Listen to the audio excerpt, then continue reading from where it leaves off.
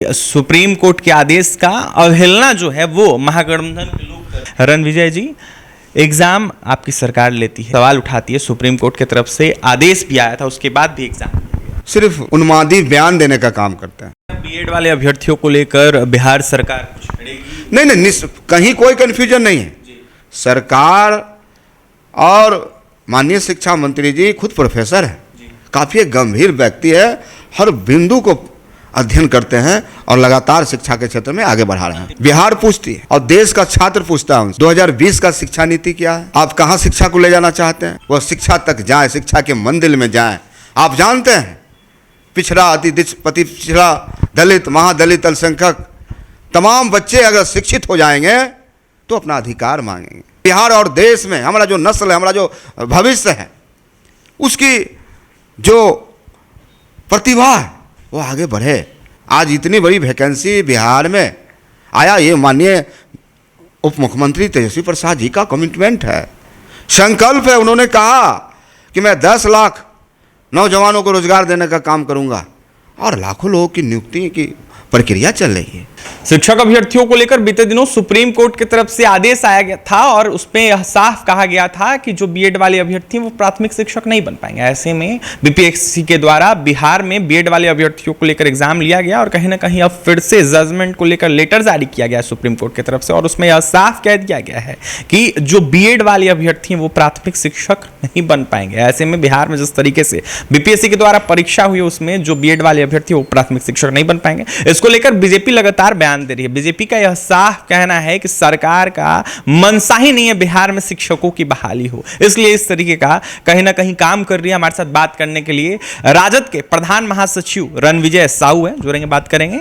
रणविजय जी, exam आपकी सरकार लेती है, दूसरी तरफ बीजेपी सवाल उठाती है, सुप्रीम कोर्ट की तरफ से आदेश भी आया था, उसके बाद भी एग्जाम।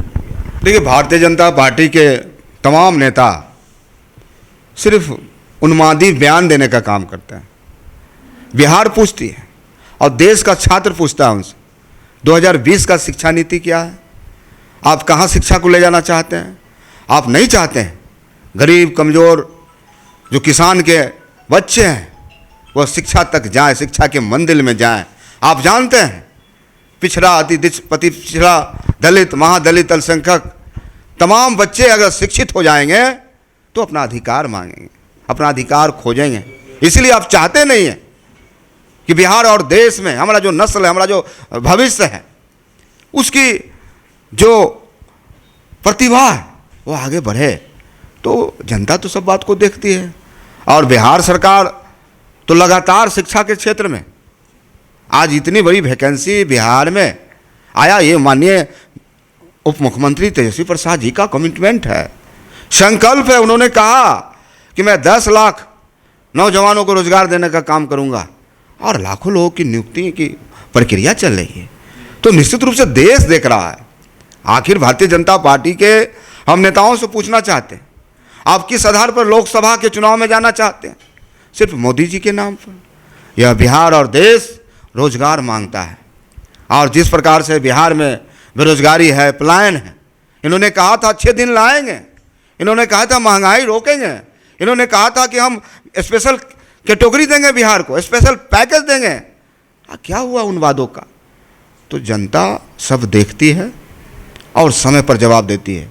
समय बिल्कुल नज़दीक है और जनता जवाब देने के लिए तैयार बैठी है। रणविजय साहू जी, सवाल ये खड़ा किया जा रहा है बीजेपी की तरफ से कि सुप्रीम कोर्ट के आदेश का अवहेलना जो है वो महागठबंधन के लोग कर रहे हैं। देखिए, महागठबंधन और माननीय नीतीश कुमार जी, माननीय उप मुख्यमंत्री जी निश्चित रूप से जो सुप्रीम कोर्ट का गाइडलाइन है, माननीय सर्वोच्च लाइन का गाइडलाइन है, या जो मानक कहता है, पॉलिसी कहता है, जो सरकार का फैसला है छात्रों के हित में है, तो लगातार इन बातों को तो बिहार में प्रसारित कर रहे हैं।